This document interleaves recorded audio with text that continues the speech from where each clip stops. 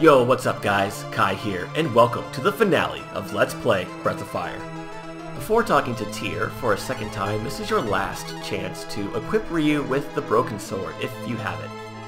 So if you want to see the little hidden Easter egg during the ending, make sure you do that. No, not this time. I came to kick your ass. And get that booty duty. I have my sword out and everything, baby. I'm ready for you. I'm also ready for boss time. Alright, so, well, let's just attack her for a few rounds and see what happens. That's actually pretty good damage from the ladies. Tyr herself doesn't appear to be doing a whole lot. She's just kind of floating there, pretending to cry. Yeah, this battle is scripted. I'll just tell you guys now. It would have been nice if there was an indication to let you know that this is a scripted battle, but such a thing does not exist. And normally doesn't exist. Whenever a game has a scripted battle, they don't tell you in any way. It's kind of a dick move, but what can you do? You know, that's true. You are the goddess of destruction, presumably, but since you've been here, nothing bad has happened. You know what? Maybe we're in the wrong. We should just pack up our bags and go home. No. We have to talk to her again. You'll do anything for me? Say. No.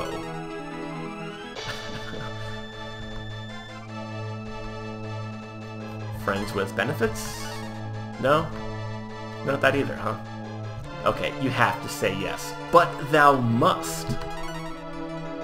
Sure, I'll be your friend. Why not? You seem like a nice girl. Now, if you come here and you do not have Agni, then I'm pretty sure Sarah does not tell you this little tip right here. Now, I could be wrong. It's been a good 15 years since the first time I played this game back in my childhood, where I didn't have Agni. So don't quote me on that, but I'm pretty sure that's the case.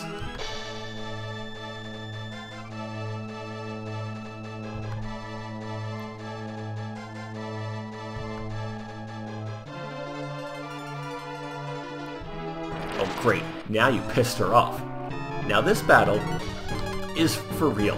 Tyr will actually fight back this time. And this is an interesting crossroads in the game because you have two choices here. Option number one is to kill Tyr in her current form and get the bad ending. Or you can transform into Agni, reveal her true form, kill her then, and you get the good ending. And I thought that was really fucking cool because this was the first RPG I ever played that had more than one ending, at least before I played Chrono Trigger.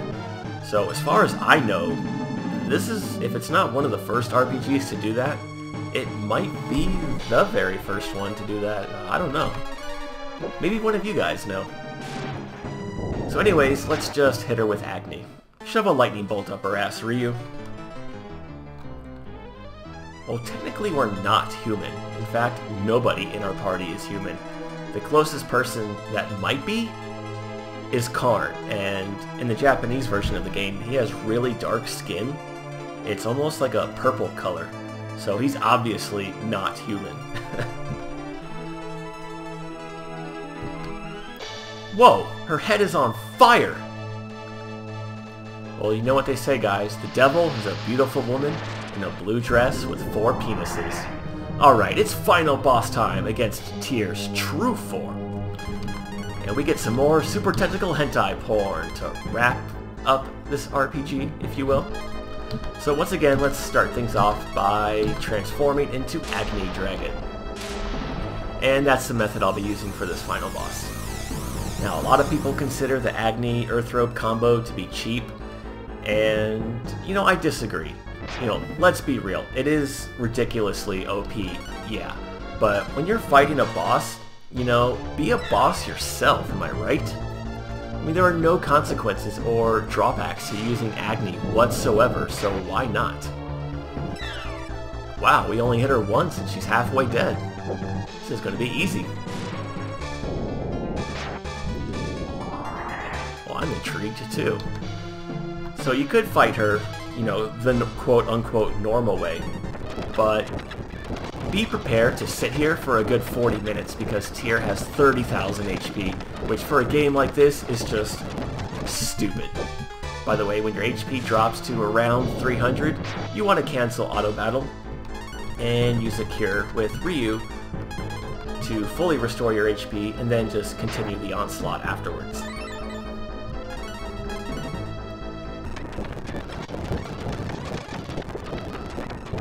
Alright, got her.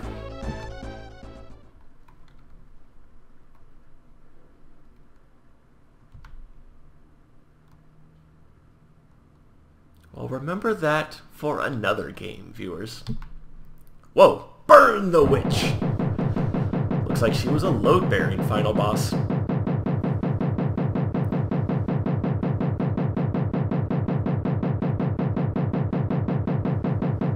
Quick, Jaren, cast warp! Wait, no, that was another game.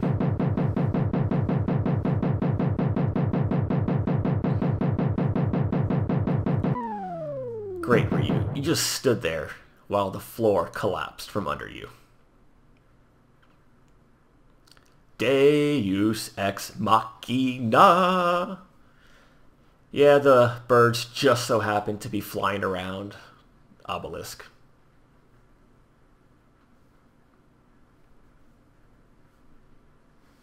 Hey, it's Sarah.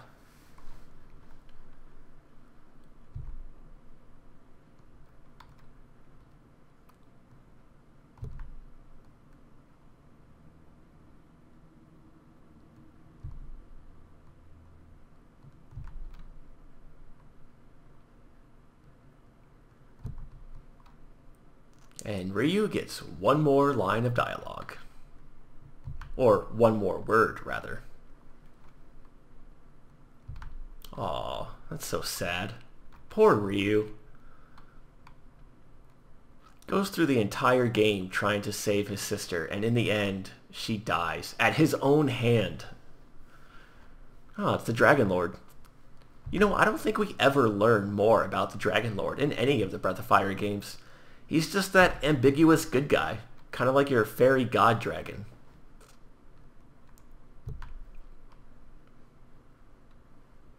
Ah, it is finally over. It's been a fun playthrough, guys, but all good things must come to an end.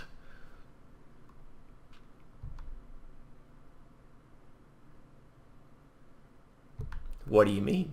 Is this one of those interactive endings like the old Dragon Quest games? Those were pretty cool. I always liked those. Put a different twist on things. I'm with you, man. I'm with you, man. Oh, quit being so try-hard, Bo.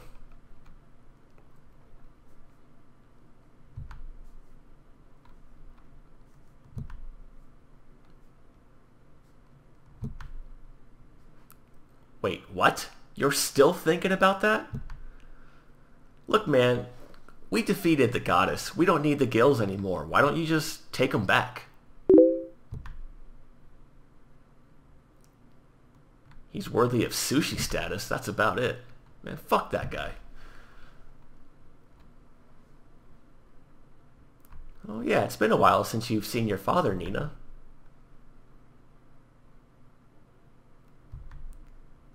And as always, she remains the disobedient princess. Absolutely.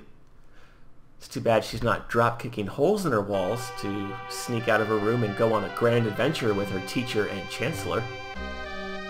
No, that was another princess in another JRPG. Which we'll get to soon enough, guys. Soon enough. Can't wait to LP that game.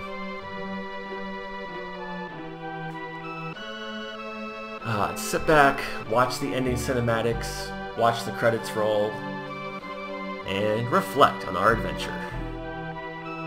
The only difference, by the way, between this ending and the quote-unquote bad ending is that you pretty much just skip all of this and go right to the credits. But I'll still show that off in a bonus episode, don't worry. Because there is one minor change.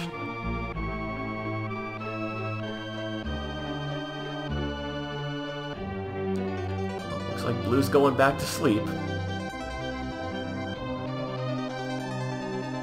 There's Ox's baby.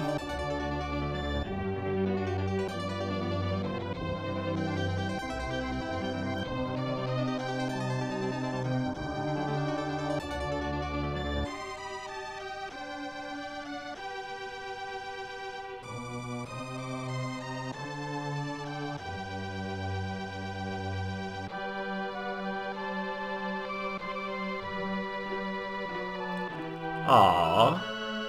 Gotta pay our respects to the stone robot who committed suicide.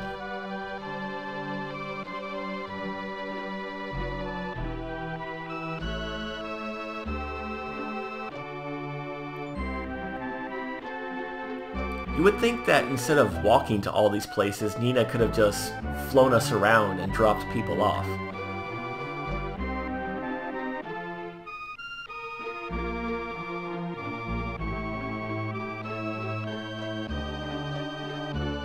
Wait, the good guy doesn't get the girl? What kind of ending is this? Man, screw this, I'm out. Hey, it's Chun-Li! You guys see her over there on the left? Yeah, if you have the broken sword equipped on Ryu, she makes a return cameo appearance, only this time in her Player 2 costume. It's kinda creepy and weird that Ryu is fantasizing about his sister, but okay. Oh, I know, he's just thinking about her in remembrance and all that jazz. But now is as good as time as any to do my little mini review of this game. So let's start with the graphics. You know, I'm going to give them an 8 out of 10. I thought they were very well done overall. Yeah, the backgrounds weren't as detailed as, say, Star Ocean, Tales of Phantasia, Chrono Trigger, games like that. But they're very colorful, very pleasing to look at, and they did a good job in setting the mood and the tone of wherever it was that we are. I really liked the battle animations in combat for both your characters and the enemies. That was one thing that I thought was really cool as a kid and growing up. It's not like you just sit on one side of the screen, swing your weapon, and you deal damage to all the enemies. Okay, maybe Ryu did that for the whole game, but that's because he had a boomerang. I thought the spell effects were also pretty well done. You know, they were short and sweet. It didn't take... Why is that zombie humping the ground? He's going ham on that floor.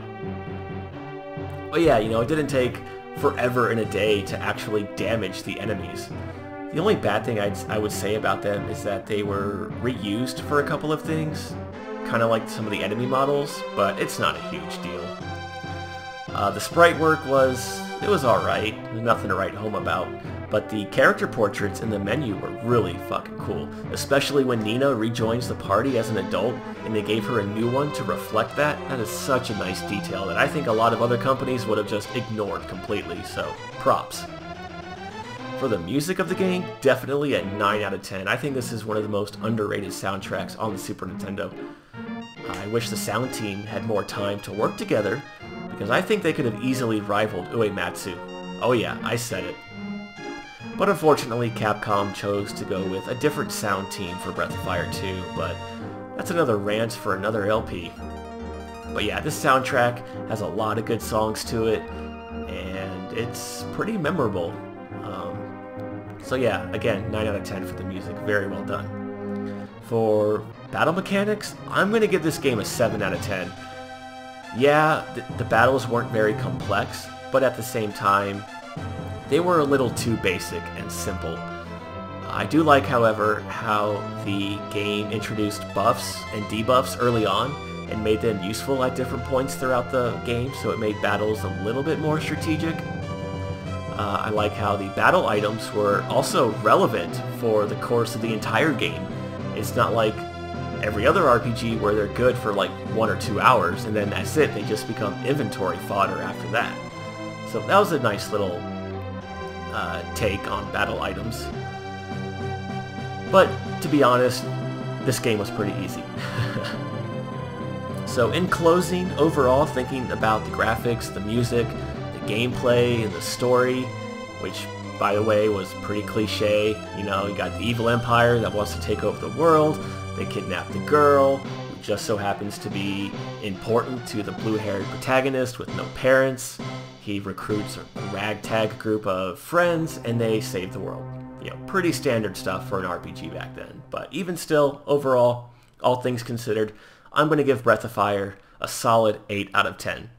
It's not a great game, but it's definitely above average. And compared to Lufia, this is a good game.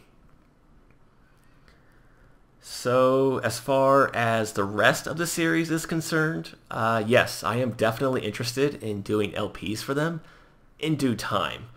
I do have other projects that I want to get to first, but just know that there will be more Breath of Fire in the future. Also, as far as closing statements go, I think Capcom did a really good job with this game being their first RPG. And one of the important things that I think a company has to do when making an RPG, especially if it's their first foray or their first steps into the RPG foray, as it were, is they got to make it accessible to both newbies and veterans alike.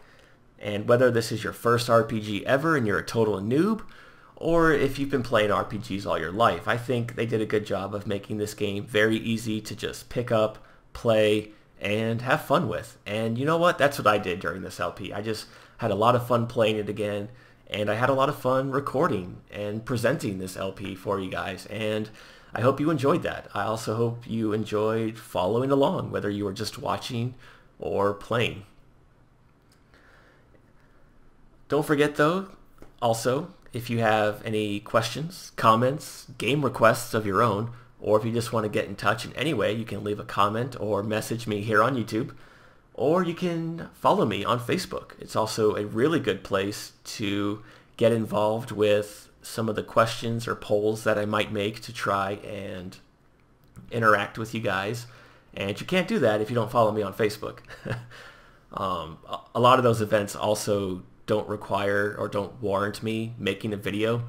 So I'll just leave little things like that on Facebook. And that is always a click away because I leave a link to that page in the description of every video, as well as on my YouTube page itself. So once again, guys, before we call it quits, I just want to thank you again for watching. And until next time, take it easy.